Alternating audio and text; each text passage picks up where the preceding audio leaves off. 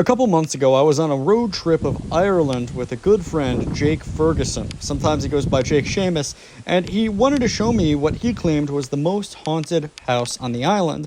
I thought that I should go through some of the legends and the story and show you a bit of the actual historic narrative while visiting the place itself, and I did find this part of the country very spooky. There was something strange about it.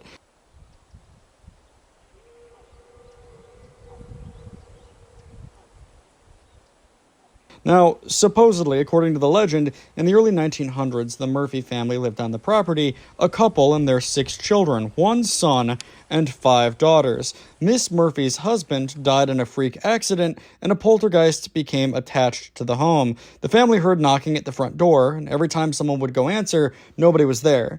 And the knocking got more frequent, followed by footsteps going up to the attic. This was unnerving, because the attic was only accessible by a stone staircase connected to the outside of the building. Heavy boots would creak and stomp above the main living space, and every time someone went up there to see what was the matter, the noise stopped, and not a trace of the intruder could be found. Now, the Murphys invited their friends over to witness this, and everybody agreed this was a real phenomenon. By this point, the knocking was coming from all the doors and all the windows, and movement was heard in the attic. Around this time, plates began to fly out of the cupboard and smash against the walls, and Miss Murphy watched as the bed levitated several inches off the ground. This was one of the telltale signs, something that sort of distinguished the Cooneen ghost or the Cooneen poltergeist from other hauntings in the area. It seemed like the bed levitation trick was one of its MOs. As if to prove for their own sake their sanity, the Murphys invited over a priest and even a member of Parliament. Father Coyle from Murphy's Bridge was given authorization to exorcise the home, but that was by all accounts unsuccessful, and this, by the way, is just according to the legend. Twice these exorcisms were approved, and both times, so the folktale says, the room was filled with floating cups and plates, while loud groaning was heard coming from the attic, and nothing was ever really accomplished. But suffice it to say that Ireland, in this part at least, was devoutly Catholic. Therefore, Father Coyle was going to follow whatever the church told him to, and he wasn't going to blaze his own path in the style popularized by all the exorcism movies that are really popular here in America. Exorcisms were not very common in Ireland. They just didn't really happen all that much. So in a historic moment, echoing Andrew Jackson's supposed visit to the Bell Farm to see the Witch of Tennessee, a member of Parliament representing Sinn Féin, local man Charles Healy, arrived to see the commotion for himself. He was a native of Mount Charles, not too far away, and had joined the Republican Sinn Féin as soon as they formed in 1905. As an aside, after the partition of Ireland, he campaigned against the inclusion of County Fermanagh with the United Kingdom and petitioned Eamon de Valera to reach a compromise with the British, arguing that County Tyrone and Fermanagh were both majority Irish nationalists. When William J. Twaddle was assassinated in 1922, Healy was placed in an internment boat for 18 months, along with 300 other political prisoners, all of whom were loudly announcing that they'd been activists for peace and nothing more, arguing that these arrests were only made to cripple politics so that the two counties could be absorbed into Northern Ireland with no legitimate political opposition. As for his part in the matter, MP Healy couldn't believe what he was seeing and quietly left the scene bewildered. Soon, locals began to spread their own rumors. After both church and parliament failed to find solutions, they figured the Murphys brought it on themselves. They did seem very witchy. After all, the matriarch was Bridget Murphy, whose husband mysteriously died of a blow to the head back in 1907. Her namesake, Saint Bridget of Kildare, is often associated with the pre-Christian Celtic goddess of wisdom, poetry, and healing. Most pagan women in Ireland, if they want to continue practicing the old ways, would hide behind the smokescreen of Saint Bridget.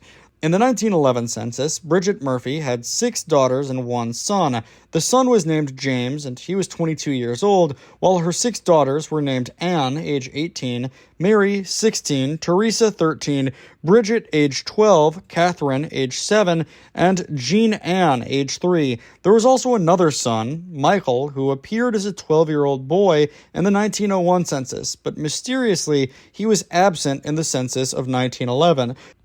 Now take a step back and consider the scary house in the pine forest as a local Fermanagh Countian. You have a woman and her 6 very witchy daughters, and 1 son who seems to be the only survivor because another son just vanished off the next census and the father died in 1907, of this cabin full of witches, 2 of whom are named after the pagan goddess of Ireland, Bridget of Kildare. Now, what's so really interesting about this as well is the fact that all of these women were very young. Now, when you get around to talking about poltergeists, especially in the turn of the century, there was this very common belief, and it's still common in the paranormal world, that when women are reaching the age of puberty, this causes a lot of psychic stress, which can precipitate something like a poltergeist, which isn't the remnants or the ghost that's left behind with unfinished business. It's more of a psychic or even demonic projection designed to lead Christian people or really anybody astray from the righteous path they might be walking. So around this time, a new rumor began to spread about the Murphy son, presumably James Murphy. When walking in the woods south of 5 Mile Town, supposedly he discovered a book called The Legions of Doom, hidden among the trees. You can imagine the tone this gossip took, the only remaining son in a farmhouse of more than half a dozen women. Having no recourse and nothing left to do, the Murphy family decided to flee to America in 1913, and again, that's just according to legend. To their shock, they seemed to bring the Cooneen poltergeist with them. Now, it's supposedly well documented that the captain of the ship addressed Miss Murphy personally, telling her he'd have to kick her off to some other less favorable ship if the knocking and banging from their cabin room continued. A lot of people were complaining about it. Luckily, it subsided long enough for them to complete their journey. Most Irish tellings of the story taper off at this point, hinting that the poltergeist continued in the Murphy home in America, slowly subsiding over the years. Sometimes, the legend claims that one of the Murphy daughters spent the rest of her life in a mental institution. However, once the family ended up in the U.S., it seems that the story gradually lost the interest of most Irish people telling it. America, after all, was an entirely different world in the early 1900s. Shane Leslie wrote Ghost Book in 1956, in which he discusses the differences between regular hauntings and poltergeists. He has some personal experience in the area and differs in his telling of dates slightly, claiming that the main haunting was from 1913 to 1914, a year after the Murphys supposedly fled to America. More interestingly, Leslie provides a list of names, people involved with the haunting, which he claims continued after a series of exorcisms but gradually died down. All in all, Leslie describes the ordeal in an incredibly objective, detached way, more of an investigative report than a collection of scary stories. According to Shane Leslie, Father Hugh Benson was the first church official sent to investigate, but he passed away naturally in October 1914 before he ever had the chance. Patrick McKenna was at that time Bishop of Clogher, nowadays just north of the border from the Republic of Ireland. After hearing of the haunting, he sent Dean Kuhn to exorcise the spirit, according to the author, Leslie. However, it might have been more of an exploratory visit because Kuhn soon returned and told the bishop he didn't intend to stick around Cooneen any longer. One priest told the author that when he went to investigate, he could hear the entity snoring somewhere in the dark.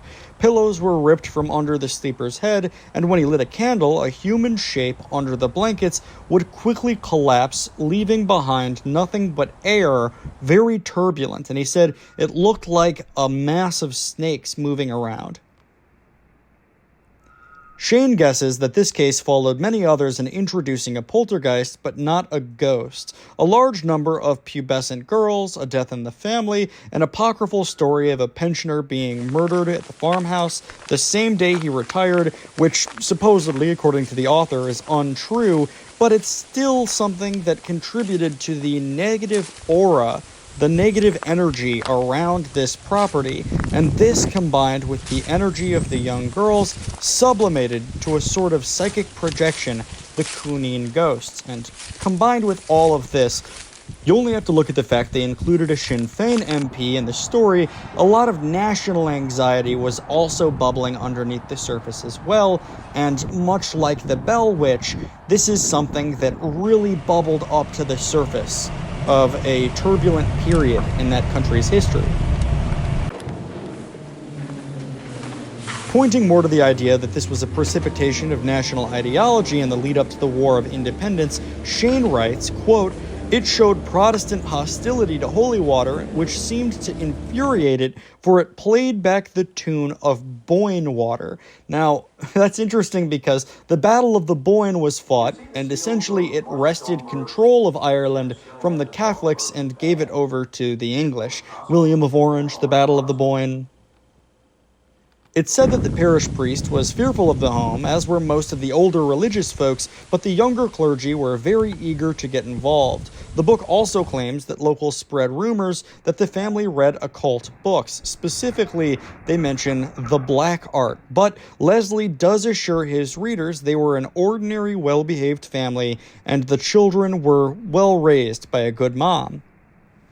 Shane's experience with the ghost house goes something like this. The local bishop, that Dr. McKenna I mentioned, would send him with Father S, which is a shorthand place filler name, and they would be friendly with the family shortly before they all went to sleep. Before turning in for the night, Father S said mass in the kitchen, the large central room, and put the kids to bed in their room. The children's room was inside to the right as you entered from the front door, which is located on the side of the house.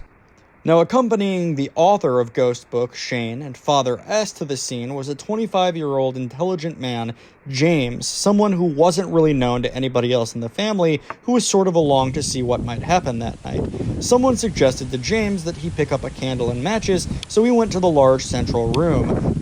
The whole party of men stood still and listened in the darkness for 5 minutes because they could hear a trotting sound coming from the second floor, something that sounded like a sheep or a large dog walking in circles. Shane was told the only way to get to this room upstairs was through the stone staircase mentioned earlier, so he brought a lit candle up to the loft with him and saw nothing. After walking around the room softly 3 times so he wouldn't make any noise that could be heard on the bottom floor, he returned to the kitchen and was told that the sound of trotting kept up all the while he was gone, so something was very clearly up there with him. James then did the same and again found nothing while Shane heard the trotting downstairs. While all the men stood around looking confused, something rushed down the stone stairs and right past them, so fast that none of the men got a glimpse of it. Whatever it was plunged into the ground between them and vanished in a rush of air. It was getting close to dawn at this point, so they pulled open the curtains and found that the bed sheets were moving. Slowly, it looked more like a person in the throes of death until they could hear a wheezing and gurgling sound. This sort of death throes poltergeist lasted for 10 minutes, and Shane says this is the only time he saw anything inside the house and won't vouch for any of the other sightings. But soon after this sighting, Shane was moved from Maguire's Bridge to Fintona and heard from old-timers there that an old man once hanged himself in the Cooneen house, but never got a name or any other detail than that. He claims, pretty oddly for a church official writing his own experiences, that they were never able to accomplish much. The exorcisms weren't effective, and the Murphys, in his version of the story, also left for America, but they were no longer plagued by the poltergeist as soon as they left. Overall, this is a story that Shane seems to brush off, claiming that it was more of a spirit than a ghost that seized the house and put up a fuss until the house built up a reputation and eventually was just not lived in after that.